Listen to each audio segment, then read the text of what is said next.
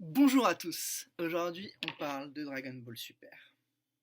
Donc aujourd'hui on va partir sur une live reaction, à mesure où j'ai entendu que le chapitre serait bon. Donc à prendre avec des pincettes, je ne sais pas, donc on va découvrir ensemble, est-ce que ce chapitre va pouvoir permettre à la franchise Dragon Ball Super de revivre, entre guillemets. C'est une très bonne question. Parce que ça m'énerve, attends, pourquoi ça fait ça? Ok, on va continuer parce que sinon on y est pour 2 heures. Donc on va commencer. Dragon Ball Super, chapitre 66. Moro, le dévoreur de mondes. Donc là, on a un focus sur Moro. Histoire originale d'Akira Toriyama, manga de Toyotaro. Le champ de bataille a l'air de s'être encore plus éloigné. Attends, je vois pas à cause de l'ordinateur. Je vais juste le décaler 2 secondes. Mauvaise idée. On va rester comme ça. Donc, on était resté sur une déception. Goku avait donné un senzu à Moro, geste incompréhensible, j'avais fait part du fait que je trouvais ça illogique, tiré par les cheveux, n'importe quoi. Bref, j'avais dit que c'était vraiment une décision incompréhensible. Le champ de bataille a l'air de s'être encore plus éloigné. Quelque chose cloche avec la planète, je souffle tout à coup. Donc là, on a les Z-Warriors qui ressentent l'énergie néfaste de Moro. On continue. Moro absorbe notre énergie. Vous tous, dégagez du sol. Vegeta demande à tous les Z-Warriors de quitter le sol, donc de s'envoler. Merde, Kakarot, tu as encore échoué. Bah oui, il a donné un senzu à Moro. Continue. Goku qui se bat contre Moro. Le dessin est plutôt joli. Ça donne envie. Franchement, ça va. C'est pas mal. On continue. Goku qui se bat contre un Moro gigantesque vu qu'il a fusionné avec la Terre. Je te l'ai dit, la planète est mon corps. Donc oui, la planète est le corps de Moro. On se demande toujours pourquoi. Tu n'as nulle part où fuir. Bah oui, parce que s'il part, c'est son corps, donc il peut l'attaquer n'importe où. C'est vraiment... On continue. On a Whis, Krillin, Jaco et Beerus qui sont en haut et qui parlent. Ça sent mauvais. Esquiver ces attaques évitera peut-être la détonation, mais l'énergie de Moro continue à enfler toujours intensément. Y a-t-il un moyen de l'empêcher? Oui, il existe une méthode pour ça. Donc il y a bien un moyen pour extraire Moro de la Terre. On dirait que je n'ai pas le choix, c'est un cas spécial, alors je vais aider. Beerus dit qu'il va aider les Z-Warriors. Je serais mal si les autres dieux de la destruction me voient. Donc il n'est pas censé aider, mais il va quand même aider. Et il va les aider parce qu'il est attiré par la nourriture. Il veut pas que la planète Terre disparaisse parce qu'il aime trop les mets que fait cette planète. Donc c'est assez intéressant dans le sens où il veut aider les Warriors, mais en fait il veut juste les aider pour de la bouffe. Donc voilà, c'est Beerus. On continue. Le grand prêtre vous demande. Donc Whis s'adresse à Beerus et lui dit que le grand prêtre veut le voir. Pourquoi? On ne sait pas. Certainement un rapport avec Merus, puisqu'il dit que il a entendu que Merus avait fait quelque chose et que qu'il est mort en fait. Donc du coup, forcément, le grand prêtre va peut-être réprimander Beerus et Whis et essayer de trouver une solution pour Merus. La seule manière de vaincre Moro est de briser de nouveau son cristal frontal afin de libérer les pouvoirs de Merus. Oui, donc les pouvoirs qu'il avait récupérés grâce à son bras et qui étaient dans un cristal qu'il a mis sur son front. Et donc s'il brise ce cristal, alors Merus, donc ses pouvoirs seront libérés. Ça ne veut pas dire qu'il va revenir, mais Moro n'aura plus les pouvoirs de Merus. Donc c'est déjà ça. On continue. Goku qui doit briser un cristal. Crois en ta propre force s'il n'y a pas d'autre moyen. Donc là, Goku s'élance, il traverse Moro, tandis que Vegeta met sa main sur le sol pour tenter d'extraire Moro de la terre. Goku traverse Moro, il lui transperce la main, il continue jusqu'à ce qu'il atteigne a priori le cristal, mais qu'il faillisse, dans le sens où il ne l'atteint pas. Il est bloqué à la dernière seconde. On le voit point en avant, devant le cristal, mais il ne peut pas l'attaquer. On a les Z-Warriors qui demandent à Vegeta s'il peut inverser le processus de fission moléculaire, c'est-à-dire donner la force qu'il récupère à Goku. Parce que Goku a perdu son énergie et est devenu un... Il a perdu son stade d'Ultra Instinct. Donc on est sur Dende qui demande à tout le monde de rassembler du ki, comme pour un Genkidama, mais pour que Vegeta transfère ce pouvoir à Goku, pour lui rendre son stade d'Ultra Instinct. Donc là, Piccolo a une idée pour vaincre Moro. Vegeta demande donc de rassembler l'énergie. On a Goten. On a Goten. Faut se calmer, j'espère qu'il aura un rôle. On a Trunks et Goten. Donc on a Trunks et Goten. On avait déjà eu Gohan, mais il servait pas à grand chose. Il était juste là en tant que spectateur. Enfin, il était dans l'affrontement, quoi. Il regardait. On a le ki de Vegeta qui se fusionne avec le ki qu'il a récupéré. Donc déjà, on voit que Vegeta est dans une phase de rédemption. Et c'est très intéressant. S'ils continuent sur cette voie-là. Hein. Parce que s'ils mettent Vegeta en valeur, Goten, Gohan et Trunks, on est bien. S'ils mettent Goku en valeur et c'est tout, bah ça sera plus Dragon Ball, ça sera Goku quoi. Change de nom, appelle ça Sangoku. Voilà. Donc on a Goku qui fonce sur Moro en ayant récupéré donc de l'énergie. Il est en Saiyan SSJ Blue, donc il n'a pas réussi à atteindre de nouveau l'Ultra Instinct et il est toujours à ça de toucher le cristal. Il n'est qu'en Blue et Piccolo dit qu'il n'est qu'en Blue. Il ne peut pas même avec notre ki. Donc Vegeta constate que Goku ne peut pas atteindre l'Ultra Instinct même avec le ki de tous les terriens qui ont été rassemblés. Donc le 11 c'est surtout pour les Z-Warriors et on a Jaco qui demande où est Majin Buu. Majin Buu, donc voilà, Goku il est en train de crier désolé les amis, tout est de ma faute. Bah oui, enfin tu te rends compte qu'il fallait pas donner un Senzu à Moro. On a Yamcha, on ne pourrait pas quitter la planète et utiliser Dragon Ball pour tout réparer. Même si on perd les terriennes, on aura toujours les géantes dans l'espace. Non.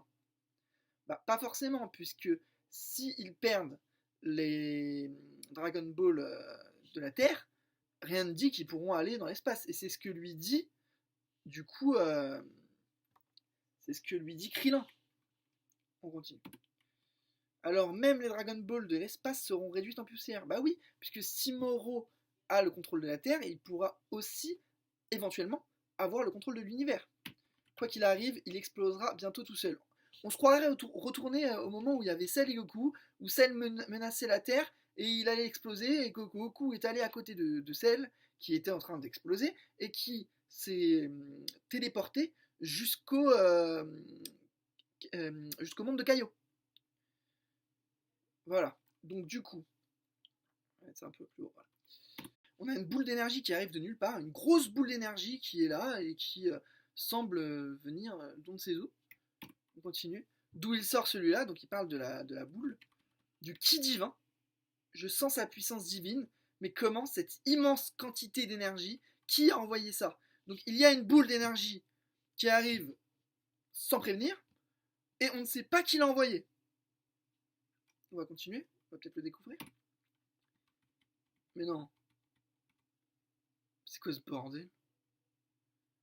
Donc on voit le Kaioshin, le grand Kaioshin qui était Buu à l'époque, l'ancien Buu, donc qui a récupéré son apparence de Dai Kaioshin avec, et là tenez-vous bien parce que c'est assez étonnant quand même, Oob, la main comme ça, donc la main qui est comme ça, donc avec le Kaioshin qui lui tient la main, donc l'énergie viendrait de Oob.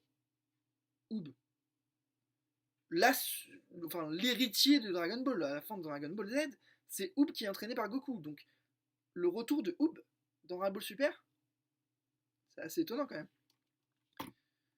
C'est Oob qui avait ce pouvoir depuis tout ce temps. Donc Oob avait du ki divin. Ils vont nous faire croire que Oob, il avait du ki divin. Oula.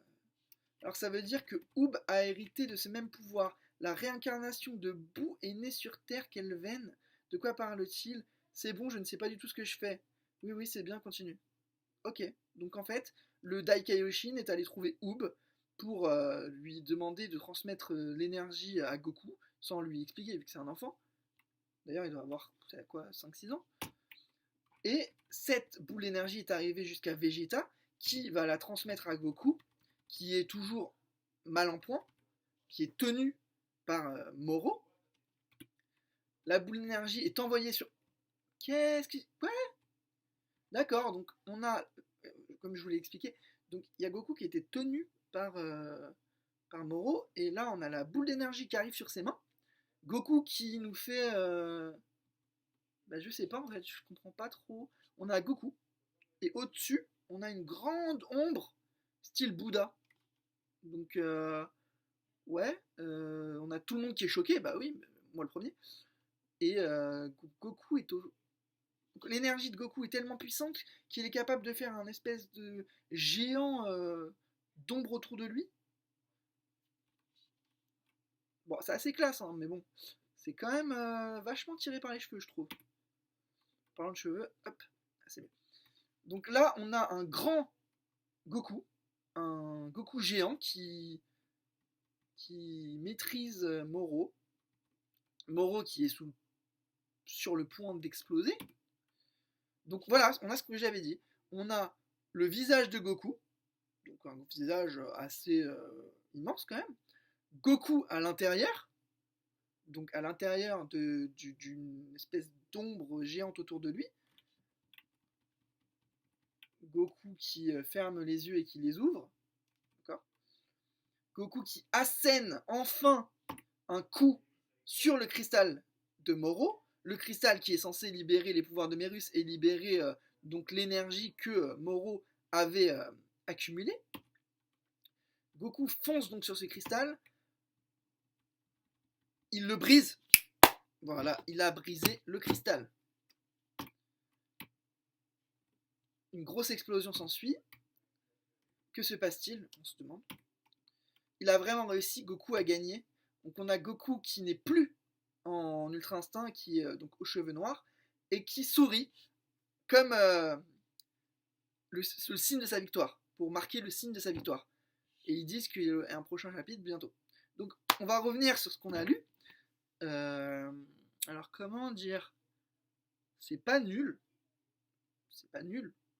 Mais c'est quand même très très très très très tiré par les cheveux. Vous allez nous dire que Oob a sauvé Goku et les Z-Warriors de Moro.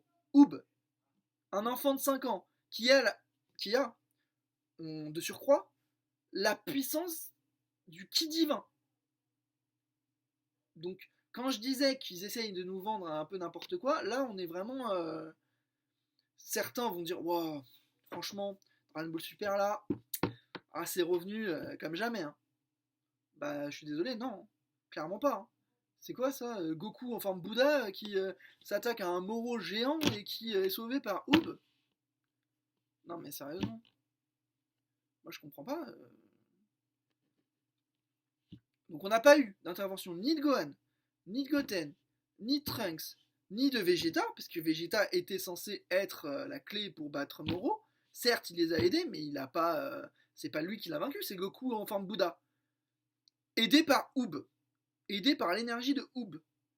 Donc bon, bah, je pense qu'on va s'arrêter là, donc on verra si ça évolue la prochaine fois, parce que j'espère que le prochain arc va permettre de mettre en valeur d'autres personnages que Goku, parce que là, c'est toujours Goku qui sauve tout le monde. D'ailleurs, petit fait intéressant, il les a quand même condamnés. Et là, il vient encore de les sauver, grâce à une force inattendue. Franchement, je suis vraiment... je suis entre la... c'est même pas la déception, c'est... Ok.